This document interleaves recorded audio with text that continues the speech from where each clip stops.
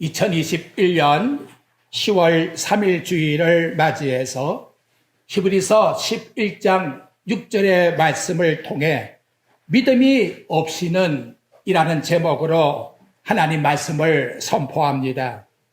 개신교는 매년 10월이 되면 마지막 주일을 종교개혁주일로 지킵니다. 1517년 10월 31일에 마틴 루터가 종교개혁을 한 것을 기념해서 그때에 나타난 슬로건이 오직 성경, 오직 믿음, 오직 은혜. 그래서 오늘 여러분들에게 믿음이 없이는 이라고 하는 이 오직 믿음이라고 하는 말씀의 내용은 종교개혁의 가장 큰 이슈가 된 말씀이라는 걸 생각해야 합니다. 우리는 신약성경을 볼 때에 히브리서 11장을 가리켜서 믿음장이라고 말합니다. 이유는 히브리서 11장을 여러분들이 읽어보게 되면 믿음이라고 하는 단어가 무려 22번이나 나타나고 있다는 것이지요. 저자는 믿음이라는 것이 얼마나 위대한가를 부각시키기 위해서 오늘 본문에 믿음이 없이는 이라고 하는 반대 가정법을 통해서 믿음이 얼마나 중요한가를 강조해 주고 있습니다.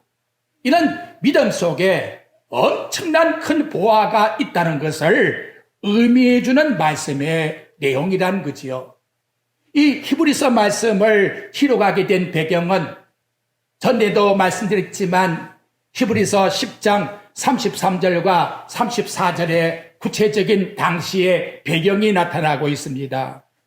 혹은 비방과 환난으로서 사람들에게 구경거리가 되고 혹은 이런 형편에 있는 자들과 사귀는 자가 되었으니 너희가 갇힌 자를 동정하고 너희 소유를 빼앗기는 것도 기쁘게 당한 것은 더 낫고 영구한 소유가 있는 줄을 암이라. 당시 히브리인들 가운데에서 예수 그리스도를 믿는 성도들이 있었는데 그들이 단 한 가지 예수를 하나님으로 믿는다 하는 이 이유 때문에 오늘 나타나는 내용처럼 비방과 조롱과 구경거리가 되고 참혹한 환경에서 자기의 집 타산까지 다 빼앗기고 어떠한 자는 옥에 갇히기도 하고 어떠한 자는 순교의 제물이 되었는데 그럼에도 불구하고 성도들이 그 환난 가운데서 기뻐하는 이유는 더 좋은 영구한 도성이 있다는 사실을 굳게 믿었기 때문이다. 이렇게 이 히브리 저자가 일러주고 있다는 것이지요. 그러니까 이 믿음을 가졌다고 하는 이 자체가 세상에서는 조롱거리가 되고 참혹한 환경 속에 있다고 할지라도 그 자체가 얼마나 귀한 것인가 그것을 설명해 주기 위해서 오늘 본문의 말씀이 나타나고 있습니다. 믿음이 없이는 이라고 하는 부정조건 이 품사는 코로스란 단어를 쓰고 있는데 이것은 고린도전서 15장 3절 말씀에 보면 바울이 부활을 설명해 나가다가 만일 죽은 자의 부활이 없으면 이라고 하는 그런 문장의 구조를 쓰는 형태와 흡사하게 이 히브리서에 나타나고 있다는 거지요. 그래서 이 히브리서에 저자가 없습니다. 신학자들은 이런 문장의 구조를 볼 때에 고린도전서에 나타나고 있는 바울 사도와 너무나 흡사한 문장을 쓰고 있기에 그래서 히브리서의 저자는 사도 바울이다. 이렇게 말하고 있습니다. 믿음이 없이는 이렇게 하나님께서 가정을 들어 말씀하고 있다는 것은 믿음이 있는 것과 없는 것을 구분한다는 거지요. 그렇죠? 그러니까 이 세상에 많은 사람들이 살고 있지만 하나님이 볼 때의 구분점은 분류점은 믿음이 있는 사람이냐 믿음이 없는 사람이냐 이렇게 구분하시는 분이라는 걸 우리에게 나타내 주고 있다는 거예요. 믿음이 없다는 것은 시편 14장 1절 말씀에 나가보면 어리석은 자라고 말씀하고 있고 그 마음에 하나님이 없다 이렇게 부정하는 사람이라는 거죠. 믿음의 본질이 아니면 모두가 다 하나님을 부정하게 된다는 것을 나타내주고 있다는 거예요. 결국 여러분, 믿음이라는 보배가 내 마음의 가치로 가지고 있지 못한다 하면 세상의 모든 걸 다 가지고 있고 세상의 모든 걸 즐기고 있다 할지라도 하나님께서 볼 때에는 가치 없는 인생으로 죄짓는 더러운 가운데 그냥 내버려 두는 그런 인생의 분류가 된다는 걸 말씀해 주고 있다는 거예요. 하나님이 내리신 가장 큰 저주가 뭐냐? 있고 없고의 문제가 아니에요. 건강하고 약하고 이런 문제가 아니에요. 예수 그리스도를 믿는가 믿지 않는가 이 문제를 우리 인생의 사활을 걸고 있다고 우리에게 가르쳐주고 있다는 거예요. 그걸 어떻게 할 수 있느냐? 여러분 요한복음 1장 11절에 보면 자기 땅에 오매 자기 백성들이 영접하지 아니하였다 이렇게 말씀을 해요. 예수님이 그 유대 자기 땅에 왔는데 하나님이 유대 자기 땅에 왔는데 자기의 백성들이 영접하지를 않았다는 거예요. 이것이 하나님 앞에서 유대인의 가장 큰 불행이라는 거예요. 가장 큰 저주라는 거예요. 그런데 그 다음 절 말씀에 보게 되면 무슨 말씀이 나타났느냐? 요한복음 1장 12절에 나가보면 영접하는 자, 그 이름을 믿는 자에게는 하나님의 자녀가 되는 권세를 주셨나니 영접하는 자, 즉 그분을 믿는 자에게는 믿음을 가진 자는 누가? 이 땅에 오신 예수 그리스도가 하나님이라고 하는 것을 믿는 자에게는 하나님이 영생이라고 하는 복을 그에게 안겨주었다라고 말씀하고 있다는 거예요. 그러니까 여러분 예수 그리스도를 믿는 것과 믿지 않는 것은 영원한 영생과 영원한 영벌을 선언하는 말씀과 같다는 거예요. 천국에 들어가는 커트라인이 뭐냐? 세상에서는 잘나고 똑딱하고 모든 것을 열심히 해서 그 커트라인을 넘기려고 하고 있지만 하나님이 볼 때에는 우리 인간의 출발이 아니에요. 하나님이 이 땅에 보내주신 하나님의 아들을 믿느냐 믿지 않느냐 이것이 구원의 커트라인이라고 우리에게 일러주고 있다는 거예요. 믿음이 없으면 천국에 들어갈 수가 없습니다. 믿음이 없으면 천지를 창조하신 하나님을 믿을 수가 없다는 거예요. 믿음이 없으면 이 시간 하나님께 예배드리는 건 가짜예요. 믿음이 없으면 하나님의 자녀가 될 수가 없는 거예요. 믿음이 없이는 하나님께 나아가 드리는 모든 헌물도 하나님은 받지 않는다고 우리에게 일러주고 있다는 거예요. 제 아무리 내가 선을 행하고 세상에서 내 모든 걸 다 남에게 주었다 할지라도 예수 그리스도를 믿는 믿음이 없다면 하나님을 기쁘시게 드릴 수가 없다라고 하나님은 선언하고 있다는 거. 그러므로 믿음이 없다는 말씀은 인생의 엄청난 삶의 불행을 직시해 주는 말씀이라는 것을 나와 여러분들은 깨달아야 합니다. 이 시간도 우리 뭘 감사해야 될까요?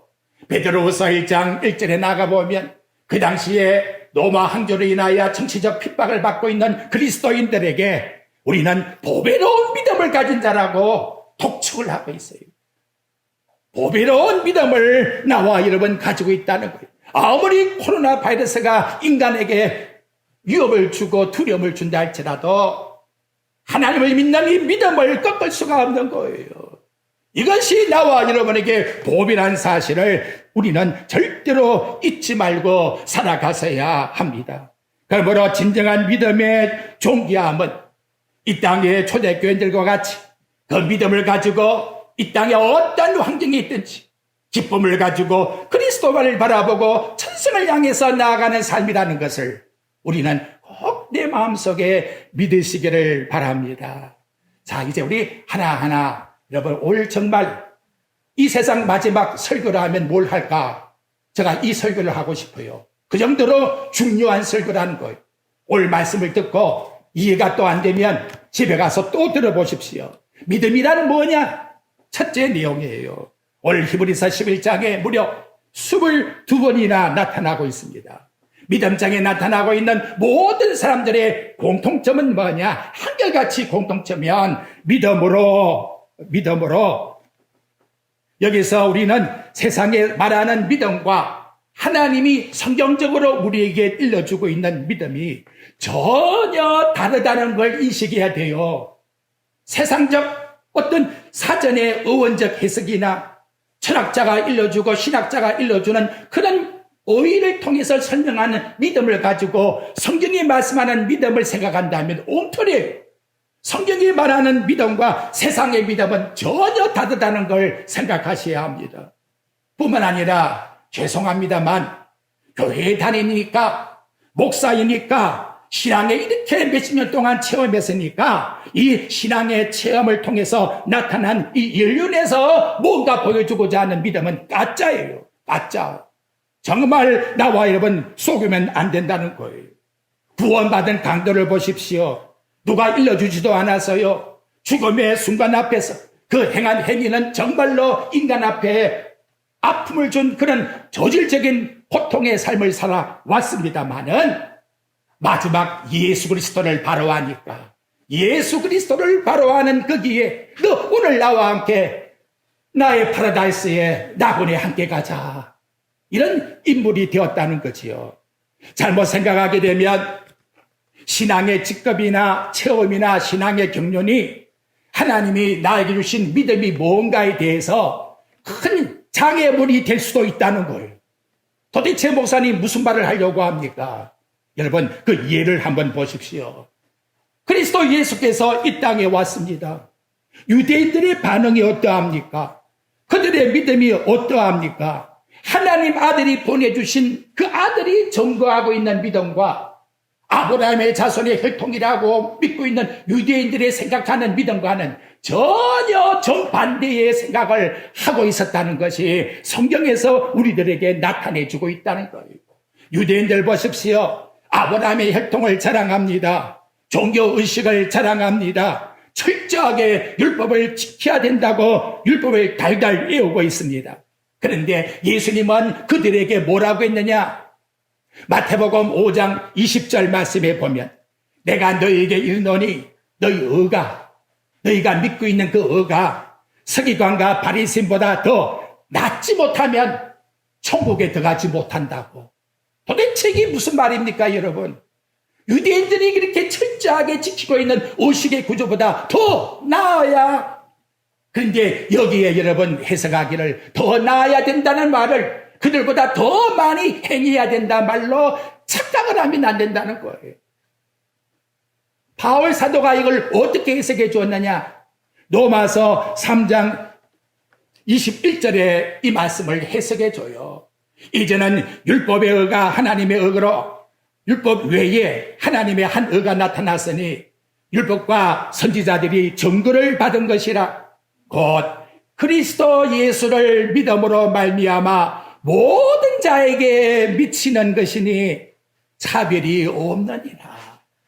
전혀 유대인들이 말하고 있는 생각의 믿음의 의와 바울이 일러주고 있는 믿음의 의와는 전혀 본질이 다르다는 것을 말씀해 주고 있다는 거예요.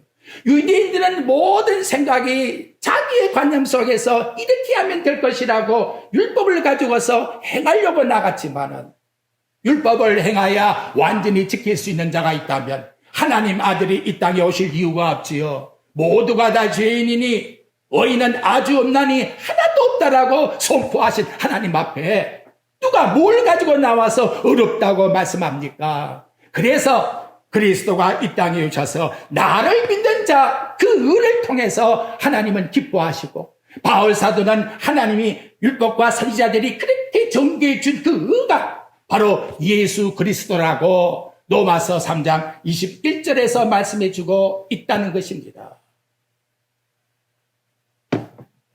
자, 제가 지금까지 말씀한 것을 이해하셔야 돼요. 이제는 우리 사건으로 들어가 봅시다. 1517년 10월 31일 날 마틴 루터가 95개의 항목을 가지고 종교개혁을 일으키고 있습니다. 그 원인이 어디 있느냐? 당시에 로마 교황 레오 10세가 더 큰 성전을 증축하기 위해서 면죄부를 팔았다는 겁니다. 면죄부가 뭐냐? 성당에 금전과 재물을 봉헌하게 되면 로마 교황이 이제 당신은 죄가 없어, 이렇게 죄가 없다고 하는 정서를 팔았다는 거예요. 이게 종교개혁을 일으키게 된 동기의 발상이 되었다는 것이지요. 면죄부를 산 사람은 죄 용서를 다 받는 거예요. 아무리 나가서 죄를 많이 지어도 돈만 그냥 1억 탁 주고 면죄부 정서 하나 딱 받아버리면 죄 사함을 다 받은 거예요. 참, 이렇게 좋은 사건이 어디 있습니까? 그러면 반대로 돈 없는 사람은 어떻게 해야 되는 거예요? 근데 한 걸음 더 나아가서 이 교황청에서 꾀를 쓴 거예요. 야, 연옥이 있다.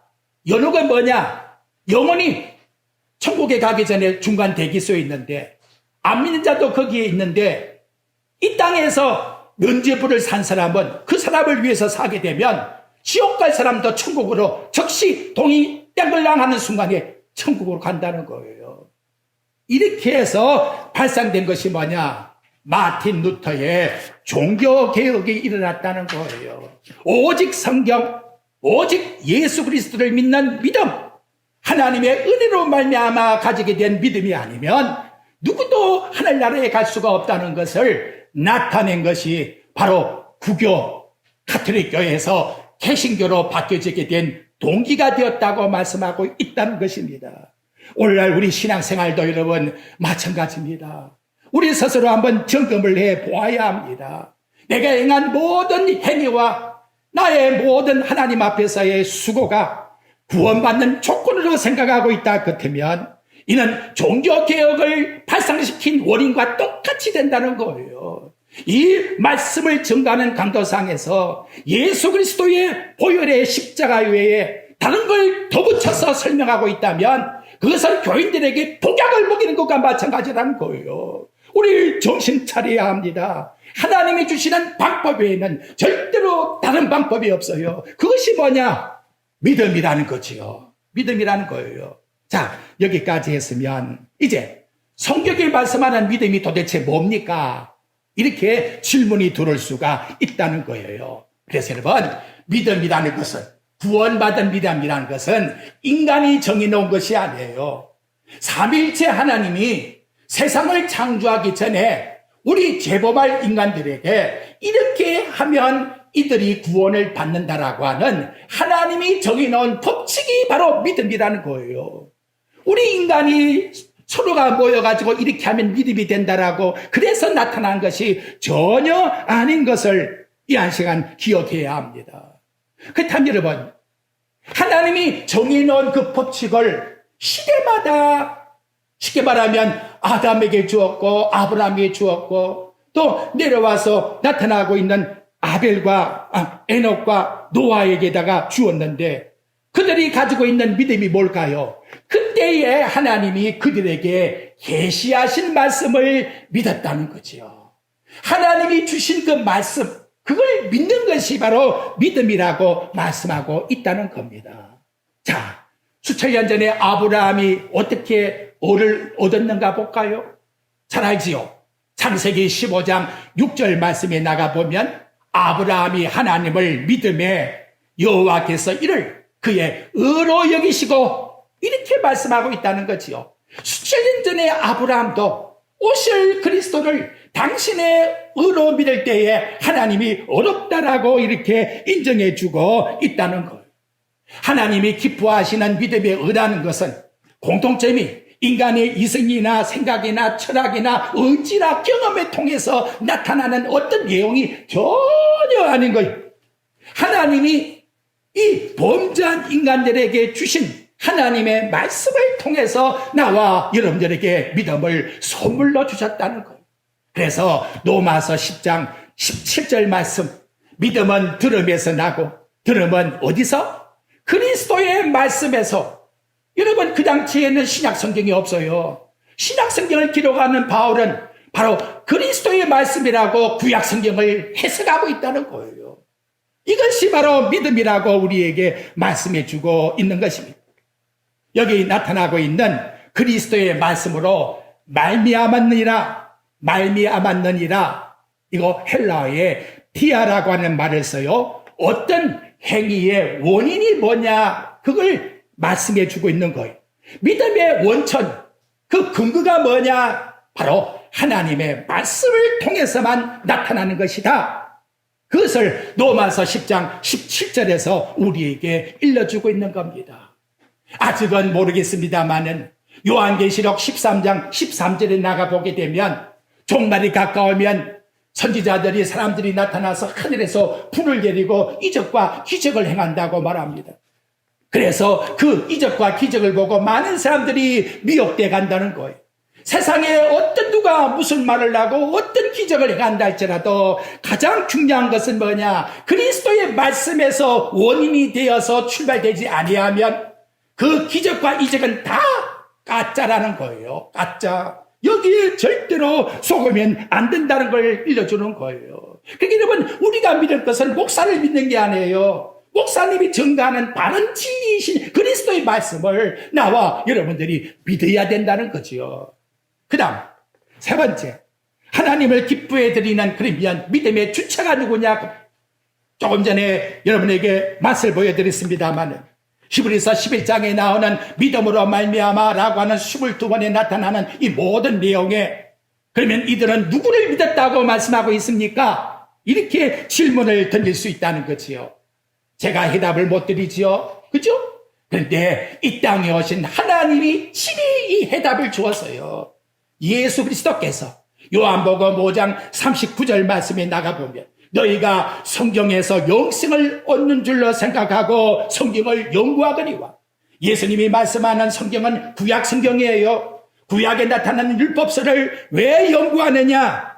이 성경이 내게 대하여 증거하는 것이니라. 예수 그리스도를 발견하여 그분을 믿게 하기 위해서 하나님이 성경을 이 땅에 주셨다고, 친히 성경 말씀을 주신 그분이 모든 사람들에게 알려주셨다는 거예요. 요한복음 5장 46절에면 모세를 믿었더라면 또 나를 믿었으리니. 이것 봐요. 모세 오경을 보면서 예수 그리스도를 발견 못하면 그건 율법이 되는 거예요. 믿음이 생길 수가 없는 거예요. 왜? 그리스도를 통해서 믿음이 발생하기 때문에. 아브라함은 어땠습니까? 요한복음 5장 8장 56절에 보게 되면 너희 조상 아브라함이 나의 때 볼 것을 보다 즐거워하였다. 아브라함은 이미 이 땅에 오실 예수 그리스도를 보고 즐거워하였다고. 야, 네가 나이 50도 못 됐는데 아브라함을 보았다. 나는 아브라함이 나기 이전에 영원 전부터 있었던 자라. 이렇게 말씀해 주고 있다는 거지요. 이것이 여러분 쭉 성경에서 나타나는 말씀이에요. 지난 수요일에 말씀했습니다만 마태복음 22장 44절 이하의 말씀을 나가 보십시오. 얘들아, 나는 누구의 자손이니? 유대인들이 다 듣고 하는 말이 당신은 다윗의 자손이니이다. 그래. 그러면 마태복음 22장 45절에 다윗이 나를 가리켜서 주라고 했으니, 그리스도를 주라고 했으니 내가 어떻게 다윗의 자손이 될 수 있겠느냐? 아무도 거기에 말을 못했다는 거지요. 여러분, 다윗은 누굴 보고 주라 했다고요? 그리스도, 이 땅에 오실 예수 그리스도를 바라보고 주라고 말씀했다는 거예요. 그래서 여러분, 여기는 안 나와 있는데 집에 가서 읽어봐요. 그 인용이 시편 110장 1절에서 나타나고 있어요. 시편 110장 1절에 보게 되면 거기는 여호와께서 그렇게 출발이 하고 있어요. 여호와께서 이렇게 출발하고 있는데 예수님은 그분이 당신이기 때문에 주로 이렇게 출발하고 있다는 거지요. 그러니까 여호와가 누구냐? 바로 이 땅에 오신 그리스도라고 성경은 우리에게 말씀해 주고 있다는 거예요. 그 말은 무슨 말이냐? 삼일째 하나님이 세상을 창조하기 전에 이 땅의 모든 범죄한 인간이 구원받을 수 있는 유일한 믿을 대상은 바로 하나님의 아들 성자 하나님 이분만을 믿어야 구원을 받는다는 것을 확정으로 정해놓고 불변하지 않는 영원한 진리로 이 땅에 주셨다고 말씀합니다. 그러므로 예수님의 어머니 마리아도 누구 믿어야 돼요? 자기를 낳은 그 아기 예수 그리스도를 믿어야 구원받을 수 있는 거예요. 아무리 사도 바울이 순교했다고 할지라도 순교자의 이름으로 구원받는 것이 전혀 아닌 걸 기억해야 돼요. 골로새서 2장 18절에 나가보면 거기에 아무도 꾸며낸 겸손, 스스로 이만하면 내가 얼마나 경건하냐, 스스로 자기가 몇십 일을 금식했다고 스스로 꾸미는 겸손을 가지고 있지만 쏟지 말라. 그것 때문에 구원받는 게 아니라는 거예요.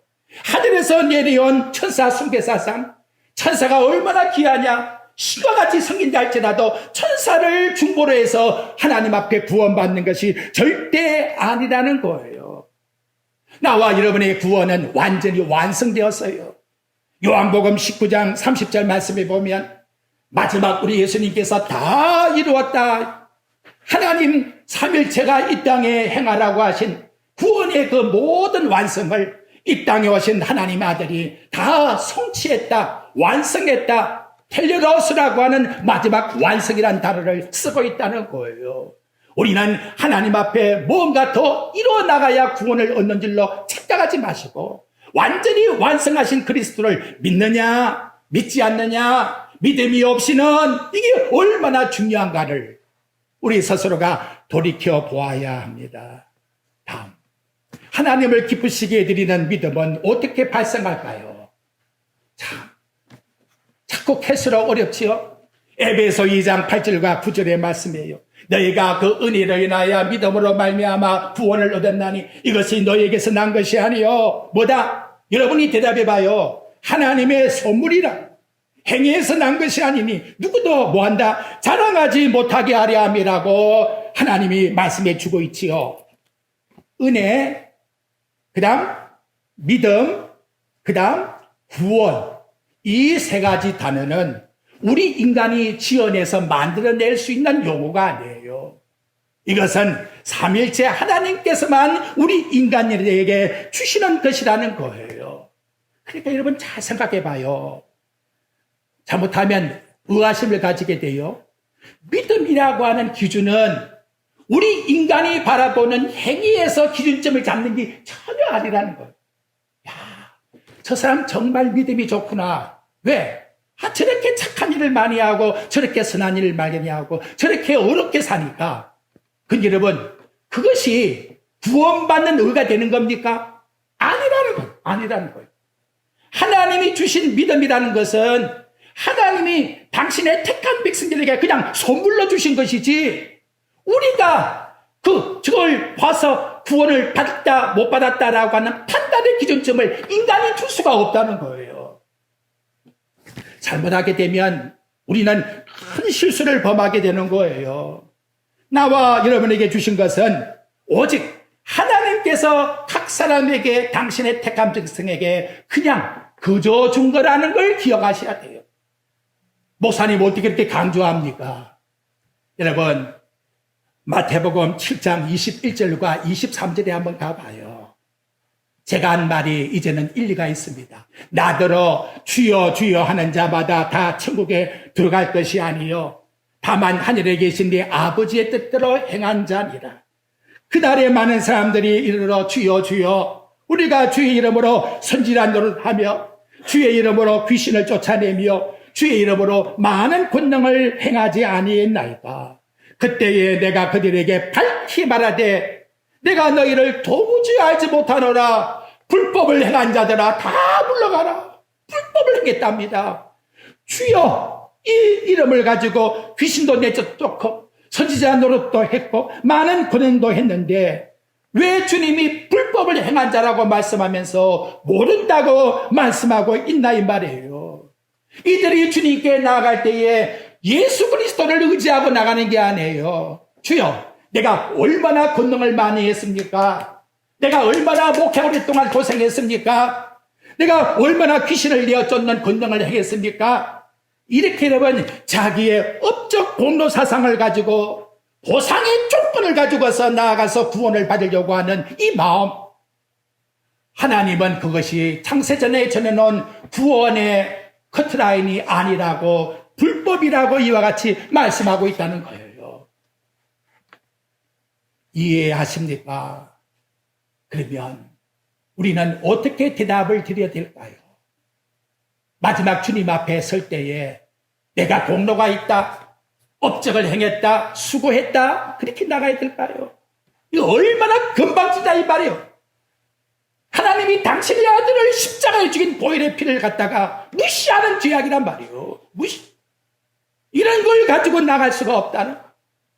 바울은 고린도전서 15장 9절 10절의 말씀이에요. 내가 사도 중에 가장 작은 자라. 내가 하나님의 교회를 핍박했다. 사도의 칭함받기를 감당하지 못하는 자라. 내가 나 된 것은 하나님의 은혜로 된 것이니 내게 주신 그 은혜가 헛되지 아니해서 모든 사도보다 더 많이 수고했다 하지만 내가 한 것이 아니요 하나님의 은혜로 말미암아 우리 하나님 앞에 해드린 것뿐이다. 공로 사상이 아니라는 거지요. 뭐냐? 빚진 종이라는 거예요. 채무자의 마음이라는 거예요. 하나님 앞에 내가 얼마나 은혜를 받았는데 그것을 하나님 앞에 은혜로 보답하는 마음이시지, 이게 조건을 가지고 품고 나아가서 하나님 앞에 구원의 조건을 삼는다 하면 불법이라고 말씀합니다. 그래서 여러분 참 중요한 것을 해석해야 돼요. 야고보서 2장 26절에 나오지요. 행함이 없는 믿음은 죽은 것이라. 여러분 행했다고 하는 그 행위가 믿음을 받게 하는 구원의 조건입니까? 제가 묻습니다, 여러분. 아니요. 그러면 왜 이 말을 쓰고 있습니까? 행함이 없는 믿음이란 단어를 왜 쓰고 있단 말이에요? 거꾸로 여러분 생각하시죠.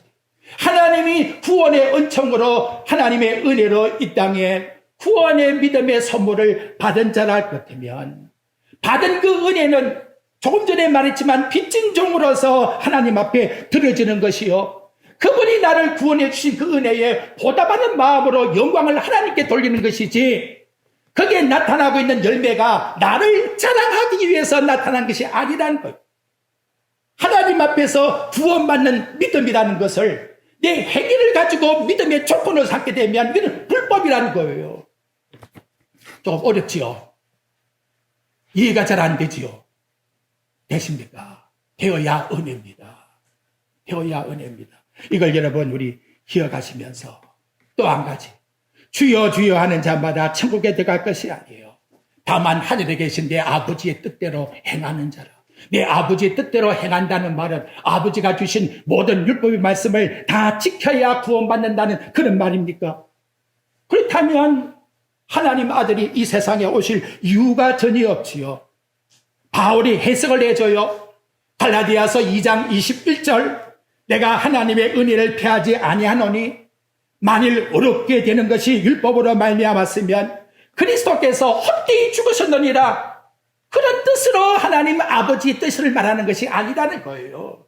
너 이렇게 하나님 앞에서 잘 행하라, 거기에 초점을 맞추어서 아버지 뜻을 말하는 것이 전혀 아니라는 거예요. 그럼 아버지의 뜻이 뭐냐? 성경에 말해줘. 요한복음 6장 40절에 보면, 요한복음 6장 40절, 내 아버지의 뜻은 아들을 보고 믿는 자마다 영생을 얻는 것, 이것이 아버지의 뜻이라는 거예요. 이 땅에 주신 율법으로 인간이 구원을 얻지 못하기 때문에 하나님이 아들을 이 땅에 보내주었고 그 아들을 믿는 것이 곧 아버지의 뜻이요 구원받는 믿음이라고 말씀하고 있다는 겁니다. 이 시간 이제 마음 생각을 바꾸셔야 돼요. 하나님 나에게 주신 아버지의 뜻이 뭐냐? 하나님 아버지가 이 땅에 보내주신 예수 그리스도를 믿는 믿음이다. 그래서 요한복음 1장 12절에 영접하는 자, 그 아들을 믿는 자에게는 하나님의 자녀가 되는 권세를 주셨으니 이런 자에게 주는 거예요. 하나님의 아들을 믿는 자에게 주신다는 거지요. 그래서 아버지 뜻을 행한다고 하는 포이에오라고 하는 헬라의 뜻을 정확하게 이해를 해야 돼요. 하나님 아버지의 뜻이란 말은 아버지의 의지, 아버지의 의지가 뭐냐? 하나님 아버지가 독생자를 이 땅에 보내주시는 그 의지, 그걸 믿는 자가 구원을 받는다는 거예요. 오늘 참 복잡하지요. 너무 단순하고 명료한데도 인식을 그렇게 드려오니까 너무나 안타까웠어요. 이제 마지막 여러분에게 드리고 싶은 것은, 그러면 이런 구원의 믿음을 가진 자는 하나님께 어떻게 나갈까요? 여기 나왔지요. 첫째, 여러분 다시 히브리서 11장 6절 한번 봅시다. 중간에 봐요. 반드시라고 하는 마스트 단어가 나오죠. 반드시 이건 있다. 무엇이? 내가 하나님 주신 선물의 믿음을 가졌다 하면 첫째, 그가 뭐한다? 계신 것과 하나님의 존재가 있다고 하는 사실은 누가 일러줘서 지식적으로 체험적으로 되는 게 아니에요. 꿈꾸다가 뭐 어찌 됐으니까 내가 하나님 있는 걸 발견했다 옹토래요. 하나님 말씀이 분명히 내게 믿어지지 아니하면 결국 체험도 다 허무하게 무너지는 거예요. 그러니까 하나님 말씀으로 내게 믿어지는 이 믿음이라는 것은 반드시 그가 계신다. 하나님이 하늘에만 계십니까 여러분? 호남되어 여기에 이곳에 하나님이 계신다. 나와 항상 함께 하신다. 그래서 임마누엘 되시는 하나님이라고 우리에게 일러주고 있다는 겁니다. 두려워하지 마세요. 아직도 정확한 믿음의 정의를 모르기 때문에 내가 믿음이 있다면 내가 어느 곳에 있든지 사자굴에도 풀높불에도 강을 긋는다 할지라도 우리 하나님이 누구와 나와 함께 계신다. 이 시간 예배의 태도가 뭡니까? 하나님이 여기에 나와 함께 계신다. 우리와 함께 계신다. 성령의 교제를 통해서 하나님의 인지하심을 믿는 것. 두세 사람이 모인다 할지라도 주의 이름으로 모이는 곳에 내가 너와 함께 하리라고 일러준 말씀과 같이 바로 이것이 우리의 믿음이라고 말씀해 주고 있다는 거예요. 그 다음 여러분 두 번째 내용을 보십시오. 제가 이 말씀 가지고 고민을 많이 해서요. 거기 뭐라고 되어 있죠? 그가 자기를 찾는 자들에게 뭘 주신다? 상주는 이심을 믿어야 할지니라. 이렇게 말씀을 합니다. 아, 상을 주는구나. 여러분, 상이라는 소리에 귀가 솔깃해가지고 믿음의 본질을 잊어버리면 안 되는 거예요. 여러분, 예수 믿는 것은 보상 심리가 아니에요. 보상, 대가 심리가 아니라는 거예요. 상 주심도 뭐다? 은혜 속에서 나타나는 뜻으로 해석하지 않게 되면 잘못하면 함정에 빠진다는 거예요. 그래서 바울이 일러준 말씀이 있어요. 로마서 4장 4절에 보면 일하는 자에게 그 싹이 은혜로 여기지 아니하고 일했으니까 대가 받는 것은 은혜가 아니에요. 그런데 일할 것이 없이 하나님께 의로 여기심을 받은 자의 복에 대해서 다윗은 불법의 사함을 받고 죄의 가려움 받는 자가 복이 있다. 이렇게 바울이 설명을 해주고 있다. 내가 의롭다 하심을 얻었다. 하나님의 자녀가 되었다. 하나님이 나와 함께 계신다.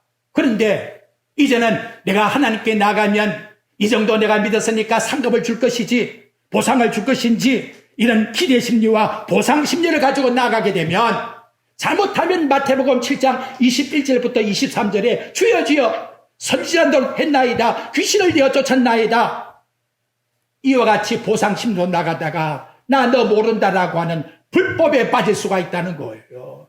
나와 여러분이 바라는 상급은 뭘까요? 예수 그리스도의 은혜 속에서 하나님께서 우리에게 주시는 그 은총 속에서 살아가는 삶의 마지막 하나님이 우리에게 주시는 상급이지요. 바울이 뭐라고 우리에게 말씀했느냐? 골로새서 3장 23절과 24절의 말씀이에요. 무슨 일을 하든지 마음을 다하여 죽게 하더라고 사람에게 하지 말라. 이는 기업의 상을 바라보리라.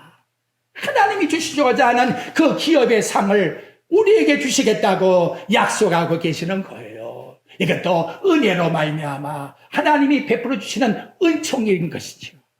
그러면 여러분 아브라함은 어떻게 살았을까요? 여러분 지금 보고 있는 히브리서 11장 16절 봐요. 저는 이거 볼 때마다 얼마나 힘이 나고 기분이 좋은지. 자, 거기 우리 16절 한번 읽어봅시다. 시작. 그들이 이제는 더 나은 본향을 사모하니 곧 하늘에 있는 것이라. 이러므로 하나님이 그들의 하나님이라 일컬음 받으심을 부끄러워하지 아니하시고 그들을 위하여 한성을 예비하셨느니라. 이것이 상급이라는 거죠. 우리 하나님이 예비하신 상급. 그래서 아브라함에게 뭐라고 했느냐? 창세기 15장 1절에 보면 내가 너의 방패요 나의 지극한 상급이라는 것을 아브라함에게 일러주고 있다는 것입니다. 그러면 목사님 천국 가면 상급이 없나요? 저는 은혜로서 풀 뿐입니다. 하나님께서 일러준 말씀대로 은혜로 하나님이 갚아줄 거예요.